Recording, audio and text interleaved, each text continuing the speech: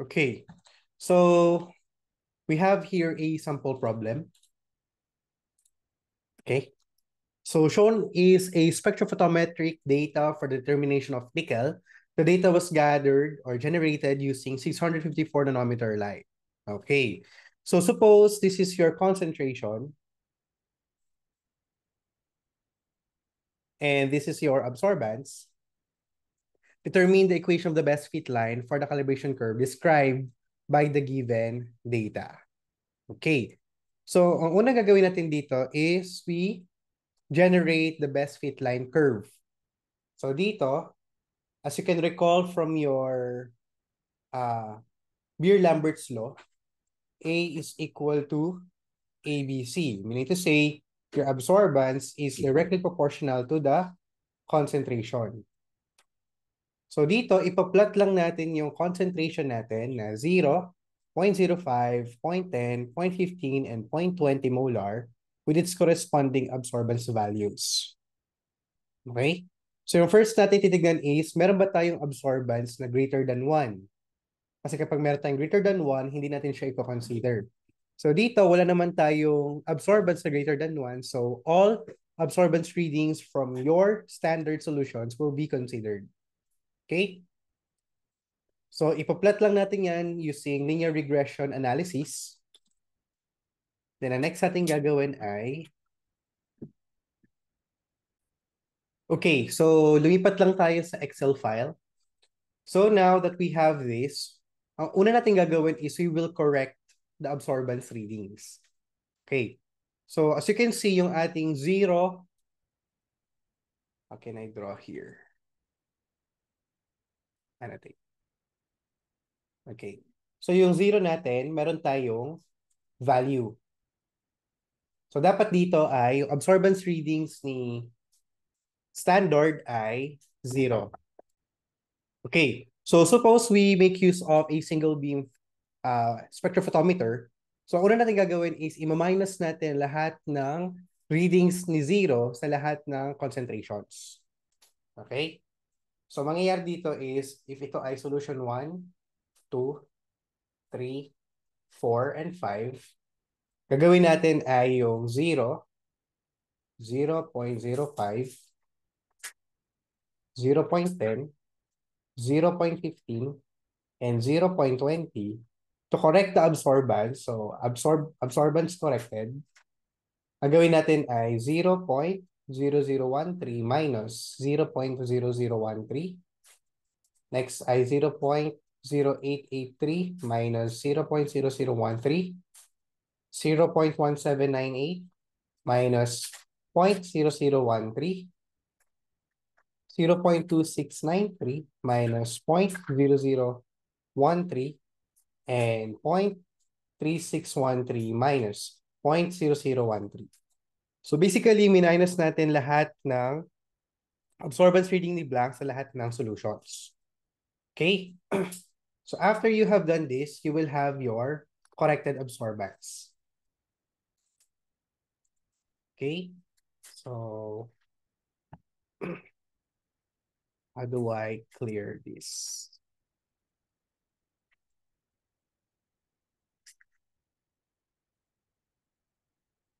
Okay. Pag na-minus na natin yan, ito yung mangyayari sa atin. Ayan. So this will be the corrected absorbance readings. Ayan. Tapos, ito na yung ipa-plot natin sa linear regression analysis. So ipa-plot natin sa X yung ating concentration at ipa-plot natin sa Y yung ating absorbance. Then after doing that, you can get your y-intercept and the slope of the line. Okay? So recall that your working equation is ABC, di ba? So absorbance natin yung Y, yung concentration natin yung X. Okay? So once you plotted it, ang makukuha nyo ay slope tsaka y-intercept. Okay. So try natin siyang gawin dito. Okay? Ang slope natin dito ay, suppose ito yung ating y, at ito yung ating x. Ito yung slope. At ang ating intercept, y and x. Ayan. So, if you're going to construct your equation of the line, siya equal sa y equals sa mx plus b. Ito yung equation of the line natin, di ba? So, y is equal to m, 1.802 x plus b, where ang b natin ay negative 0.0015.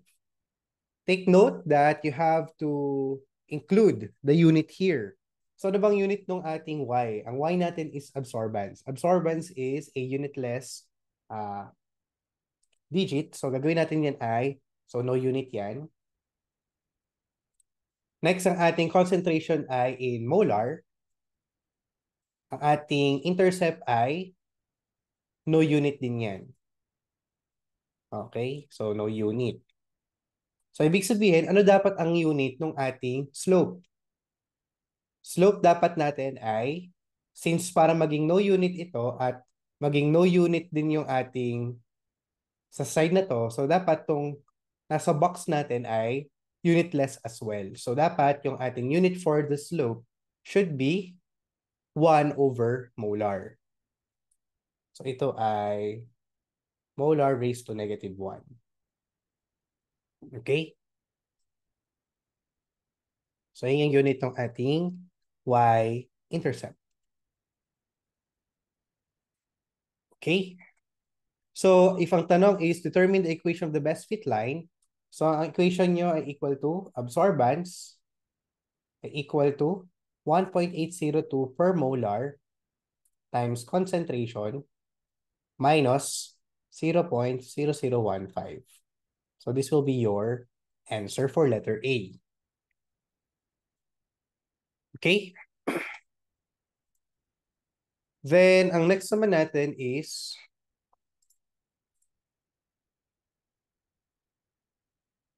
we have here the calibration curve. Ibig sabihin, linear yung ating equation at this working range na concentration. Okay? Then, is the given data linear enough for quantitative determination of the concentration of the unknown? So, ang basis natin dito ay yung R squared natin. Pag yung R squared natin is near the value of 1, ibig sabihin, linear siya. So, suppose that we have a value of 0.99992, ibig sabihin, linear yung ating calibration curve. So, it can be used as our calibration curve for determination of the unknown. Okay, for the next question is, if it is linear, calculate the concentration of nickel in the unknown sample. So how do we determine? So suppose we have this,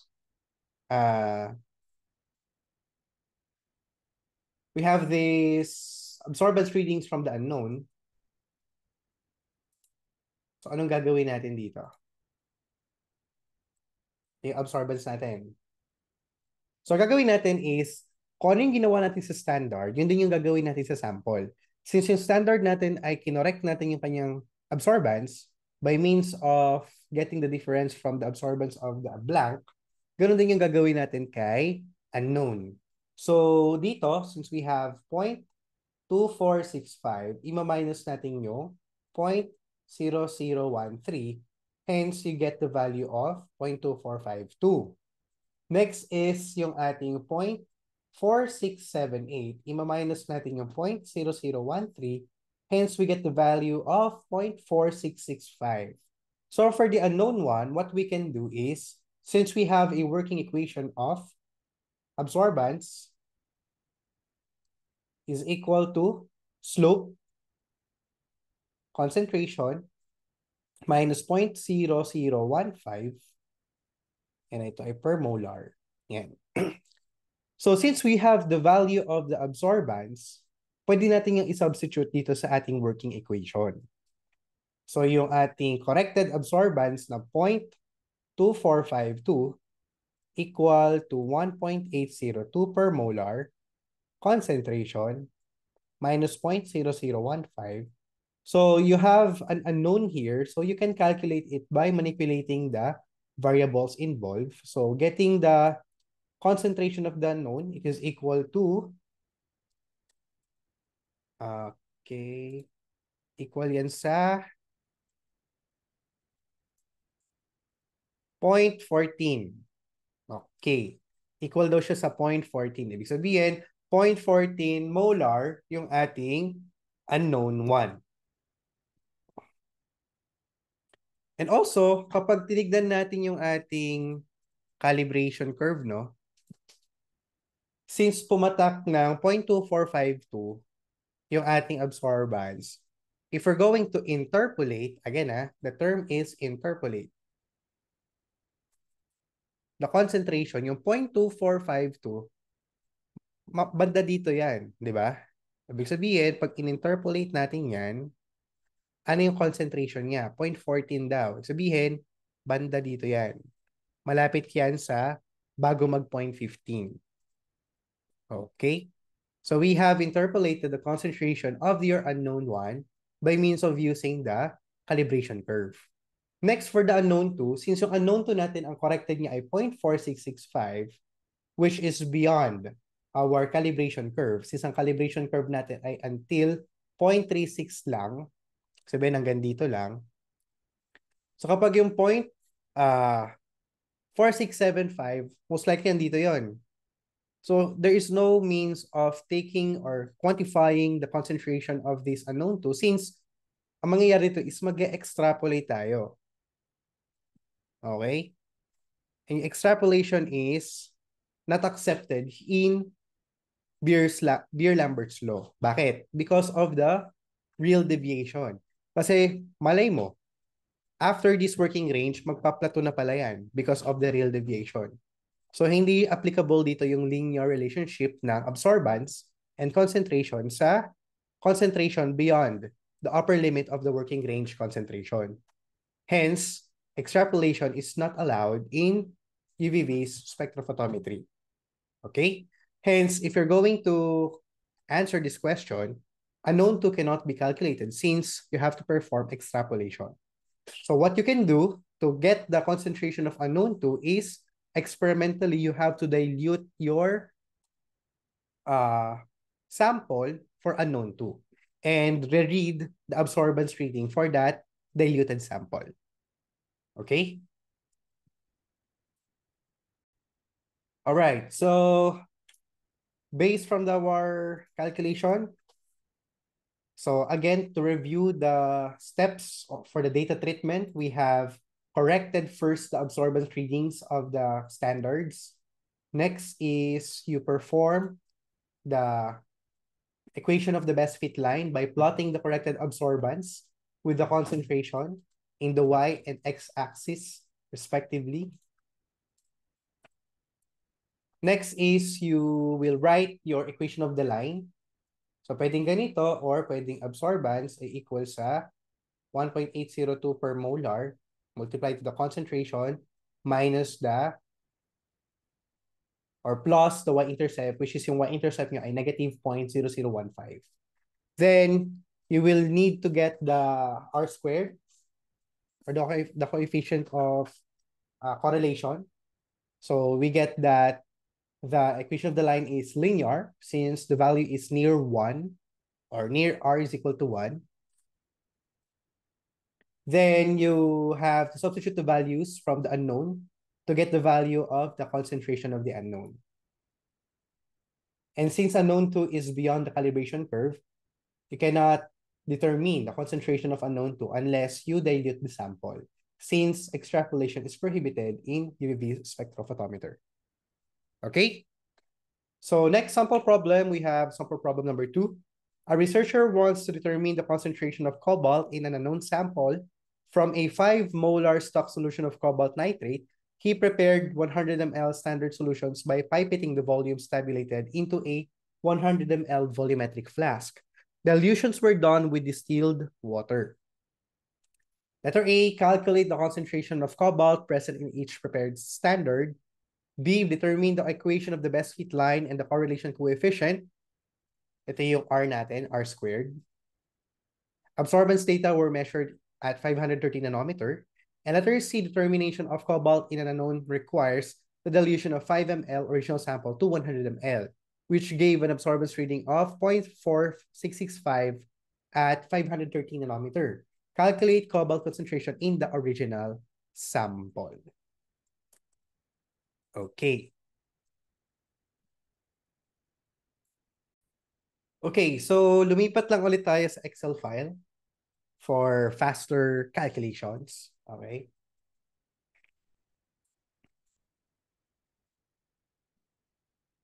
So dito sa ating problem, hindi pa binigay ko ng concentration ng stock solution natin. What we did is, meron tayong 5 molar stock solution na nagpipet tayo ng certain volumes, ito yung volumes na yon, tapos nilipat natin sa 100 ml volumetric flasks. Okay? Then dinilute to mark using distilled water. So, para natin makakalculate yung concentration. So, concentration is calculated by means of the dilution formula na C1 V1 equals C2 V2. Take note yung C1 natin or yung mga may number 1, ito yung concentrated na variables. Ito naman yung mga diluted. Kasi ito yung final eh. Di ba yung final nating concentration ay yung dinilute na natin. So, yung concentration nating una is yung 5 molar na stock solution. Okay? Tapos minultiply natin yan sa volume. For example, ito sa pangalawa, we make use of 1 ml. Then, naalamin natin yung C2, yung concentration ng diluted solution, followed by the volume or the final volume after you have diluted to mark your solution. So, 100 ml. So, pag kinalculate natin yan, just C2 is equal to 5 times 1 over 100. Okay? So, when we do that, ang makukuha natin ay this one. This will be the following concentration of your solutions. Okay? Tapos, next natin gagawin is i-correct natin siya. Pero, since yung ating absorbance dun sa black ay 0 na, so, ibig sabihin, corrected na yung ating, or there's no need to correct yung ating absorbance readings. Okay?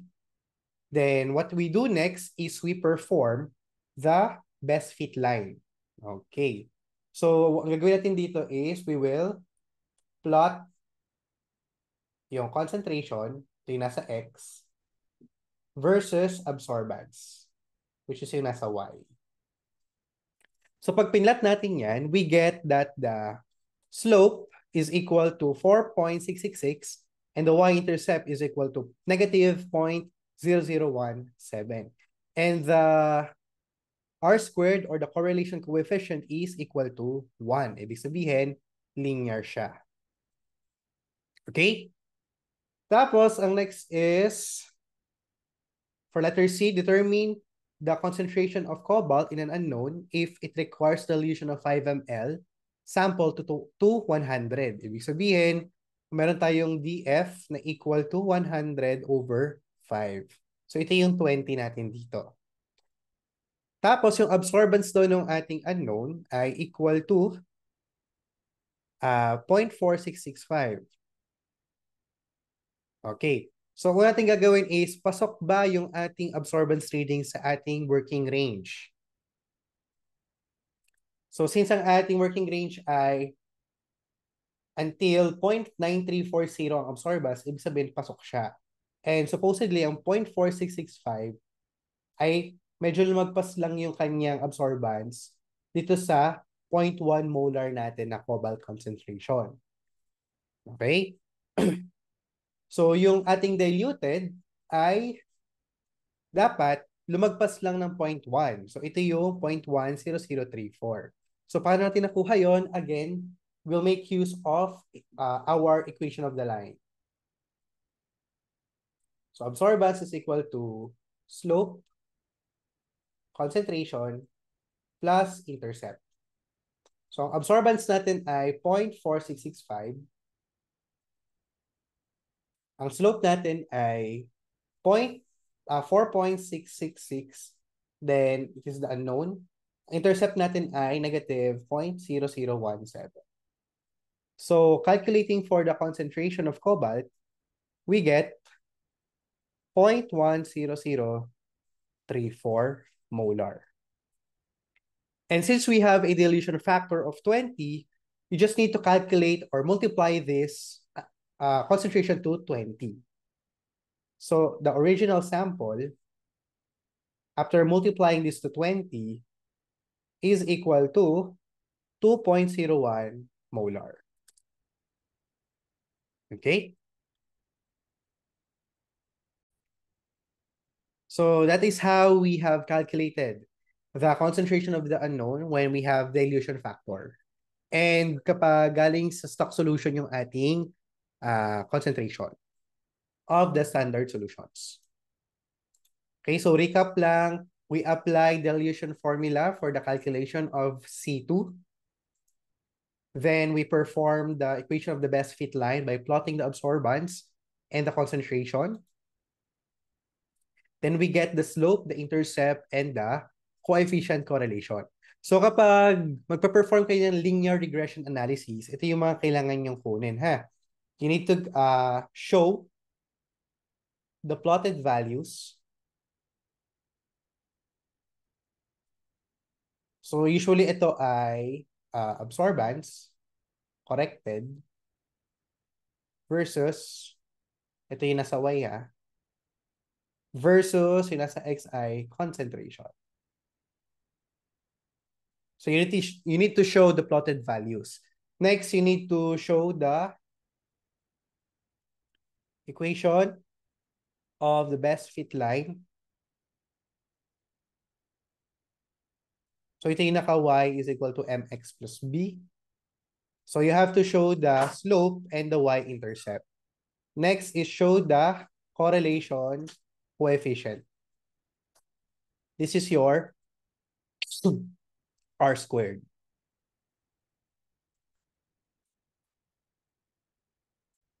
Okay, so ito yung mga dapat nyong ipakita during the sample calculations. All right. So after this, you have performed the determination of the concentration by substitution of the absorbance to the equation of the line. Then you get the diluted concentration. Then to calculate for the original, you just need to account for the dilution factor. Okay, so next problem we have here. Shown below is the data for the calibration curve of a hypothetical substance spectronium at 531 nanometer. Calculate the concentration of an unknown sample containing the spectronium if its absorbance at 531 nanometer is 2.135. Okay. So ngayon, meron tayo ditong transmittance. Ito yung percent T. So dito kasi sa ating UVVs, if this is your light source, tapos ito yung ating sample holder, at ito yung detector, gawin natin arbitrary na 100 yung units of light na papasok, na manggagaling kay light source. Tapos, yung magpapass through yan, yung magpapass through yan kay sample. Pero yung nakarating lang kay detector, kunwari, is 20 units of light. So, ano impression natin dito? So, ito ay arbitrary lang, So, ibig sabihin yan, yung ating sample, yung nandito sample natin, possibly nag-absorb siya ng 80 units of light. So, yan yung nakikita nating impression dito. Kasi, naglabas ng 100 units of light sa light source na nag-pass through kay sample, pero ang na-detect lang ni detector is 20 units of light. Ibig sabihin, may na-absorb na 80 units of light si sample. Okay? And another thing is, meron kang na-transmit na light na 20%. 20% transmittance of light. Bakit 20%? Ibig sabihin, 20/100 times 100 lang yun. Ibig sabihin, 20 yung dumaan or yung nakalagpas dun sa sample cell natin. 20% yung nag-transmit, so 20% transmittance. Ito yung tinatawag nating transmittance dito. Okay? So, para natin maka-calculate backwards from transmittance to absorbance and vice versa. So, we have this formula that absorbance is equal to negative log of T. Okay? And take note na ito ding T na to is equal to percent T over 100.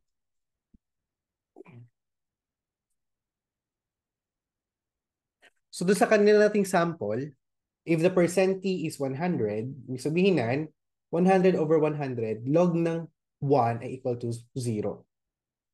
Okay? Tapos, kung meron ka nag-transmit na 99.776% ng light, ibig sabihin, ang na-absorb lang ay 0.001. So, ibig sabihin lang nito ay, for this portion, siya ay A is equal to negative log ng 99.776 over 100. Bakit ko siya in over 100? Because ang pinakita dito ay percent T. Okay? So as you can see, yung ating absorbance ay pataas ng pataas. Given this information that percent T is 100, 99.776, 2.835, and so on. Okay? Tapos, suppose that we have this information, na-mention din kanina na absorbance values greater than or equal to 1 will be disregarded. So, itong mga values na to, X na yan. Okay? So, this will be excluded from the calibration curve. So, kapag pinlot natin yung ating plot kanina, ganito yung mangyayari. So, dito makikita na as you increase the concentration, nakakaroon ng plateau yung ating plot. So, hindi na reliable yung ating absorbance readings being directly proportional to the concentration of your solution. Okay? So, ibig sabihin, yung calibration curve natin is hindi magagamit because of the values involved are not dependable. Okay? Okay, now let's proceed to sample problem number 4. So, dito naman, may introduce yung simultaneous analysis. Okay? So, simultaneous analysis of a multi-component system can be done in spectrophotometry. And some of the most common analytes being analyzed simultaneously are benzoic acid and caffeine in carbonated drinks. So, upon generation of the spectrum of benzoic acid and caffeine, it was found that the maximum absorption of caffeine and benzoic acid occur at 231 nanometer and 274 nanometer, respectively. To determine the concentration of these analytes, the following data were obtained. A 1 centimeter cuvette was used in all spectrophotometric measurements. Calculate the absorptivity of benzoic acid and caffeine at 231 nanometer and 274 nanometer given the data, and determine the amount of benzoic acid and caffeine in milligram per ml in the following brand of soft drinks. Okay. So, wag tayong ma-overwhelm, no? Ang ibig sabihin lang nito is, yung ating benzoic acid, ang maximum absorption niya happens at 274 nanometer.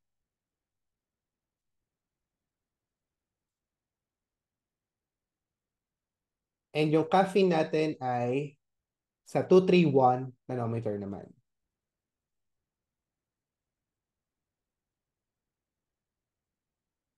Okay?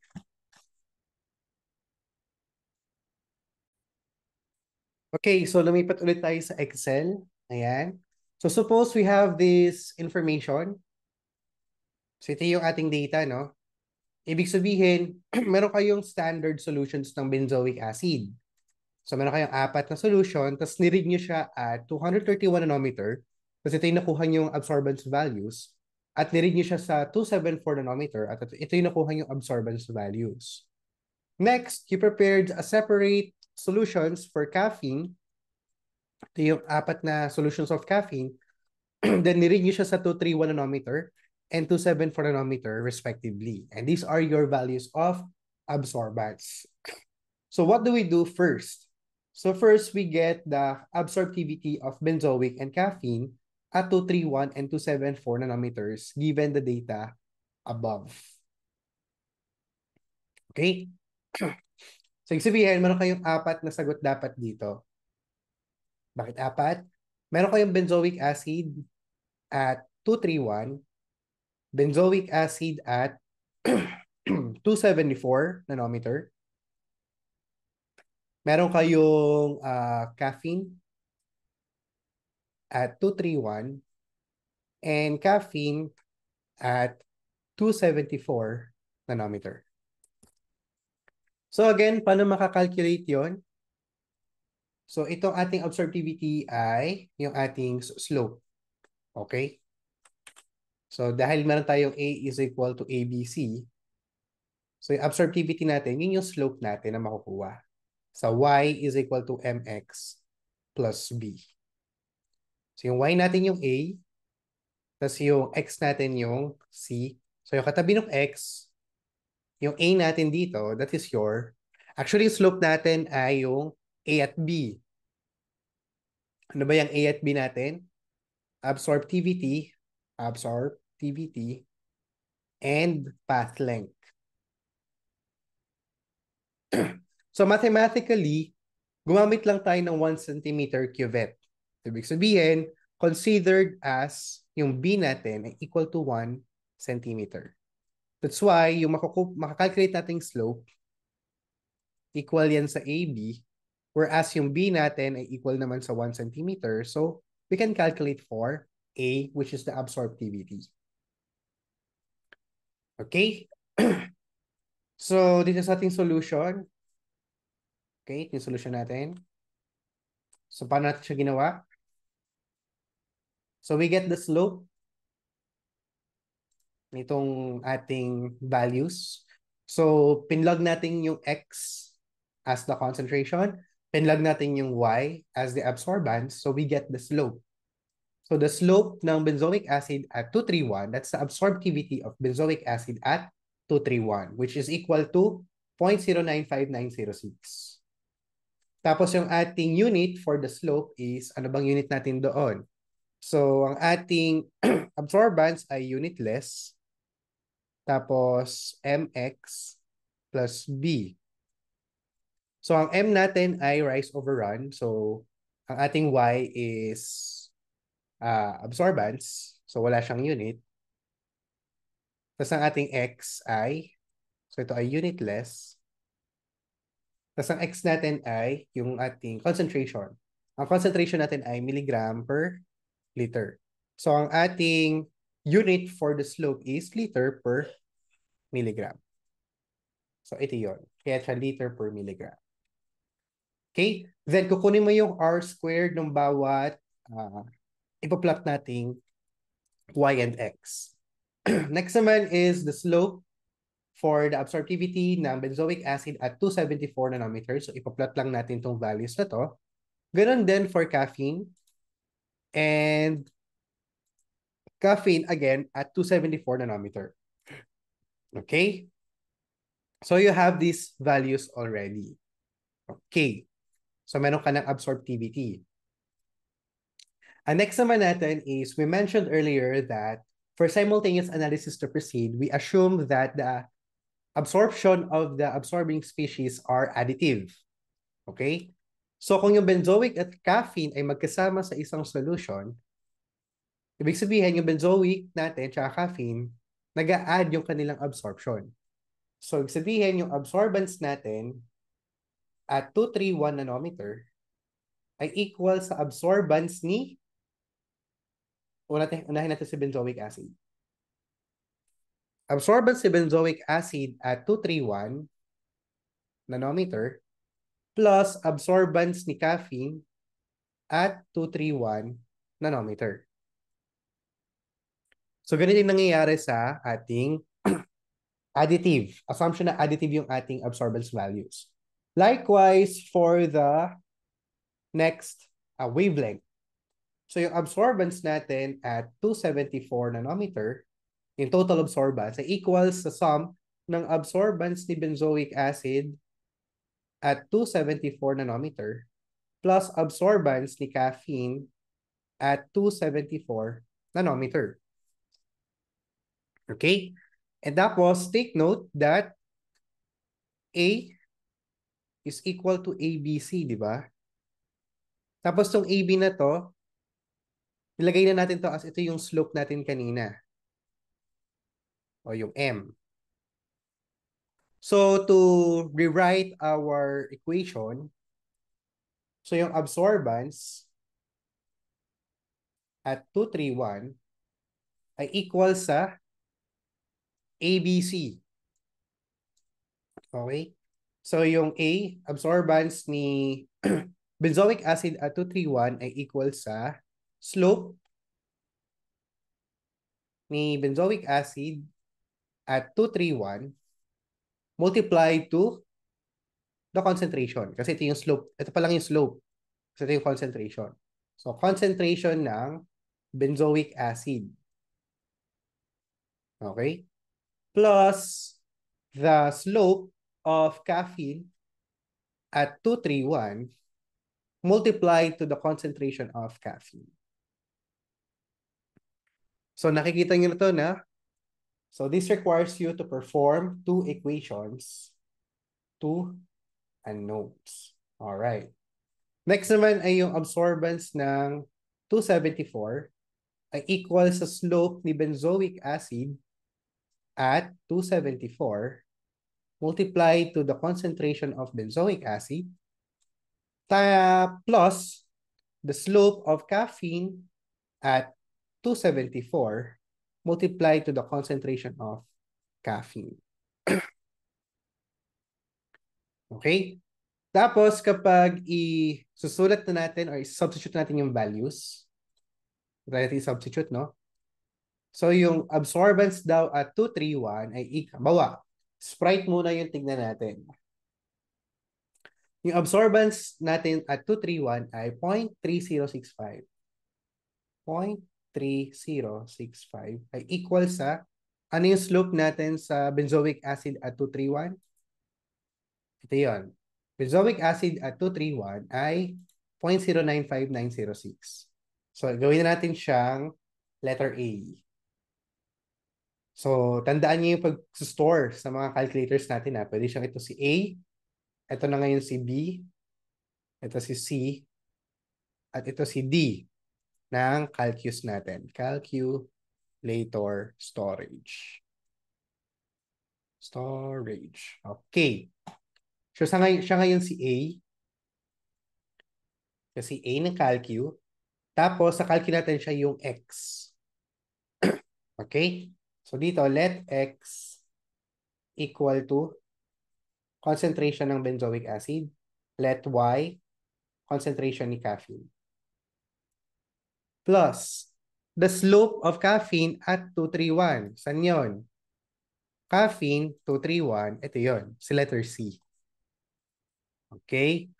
So, letter C, multiply to Y. Next naman natin ay 0.0350 equal to slope ng benzoic acid at 274.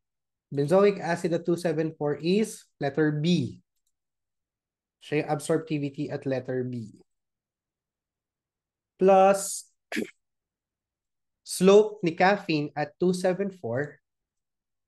Ito yun. Siya si letter D. Yan. So basically may values na itong mga ito. You can now calculate for X and Y sa mga calculators ninyo when you perform two equations, two unknowns. Okay? So when you do that, so this will be the values ng concentration natin. So sa Sprite, we get that the concentration of benzoic acid in milligram per liter is 3.13 and 0.22 naman sa caffeine when you perform this. Ibig sabihin, lalabas na X doon dapat is 3.13. So ano bang unit ito? Kung anong unit nung nasa standard natin? Standard natin ay milligram per liter. So yun ay milligram per liter as well. Then yung y natin, after you have click again your equal sign sa calculators ninyo, equal siya sa 0.22 milligram per liter. Okay? So you may perform other calculations for Mountain Dew and 7-Up if you can quantify the results as follows here. Okay? So dapat yun yung makuha nyo ring sagot. So again, you apply two equations to unknowns for the calculations for simultaneous analysis of a multi-component system.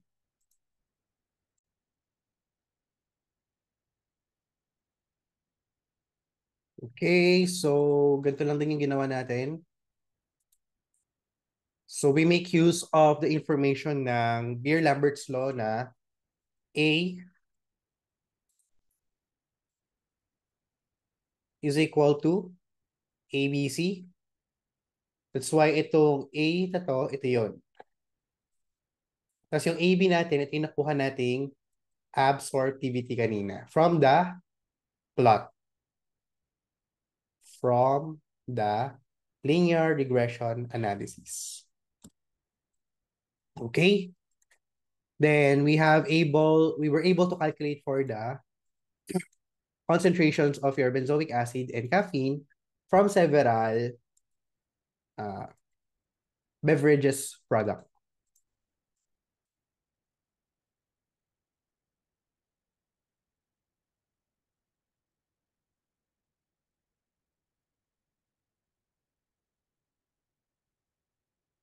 Okay? So this ends the presentation for the sample calculations involved in exercise 10 in UV spectrophotometry. So if you have questions, you may raise it later on. Okay? So for now, thank you for listening. I will end the discussion now.